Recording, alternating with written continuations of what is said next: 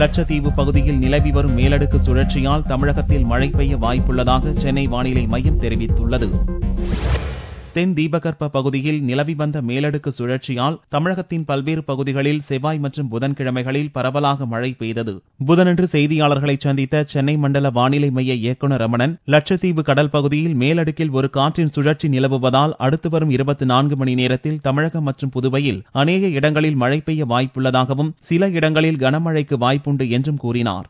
கடந்த சில நாட்களாக தென் தீபகற்பத்தில் நிலவி வந்த காற்றின் போக்கினது நிலை மாறி இன்று காலை 8:30 மணி அளவிலே லட்சத்தீவு கடல் பகுதியிலே ஒரு மேலடுக்கு சுழற்சியாக நடிக்கின்றது. இந்த மேலடுக்கு சுழற்சியின் காரணமாக கடந்த 24 மணி நேரத்திலே தமிழகத்தை பொறுத்தவரை அநேக இடங்களில் மழை பெய்துள்ளது.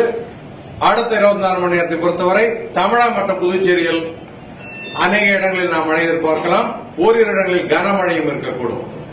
சென்னை நகரை பொறுத்தவரை வானம் மேகமூட்டத்தில் இருக்கும்.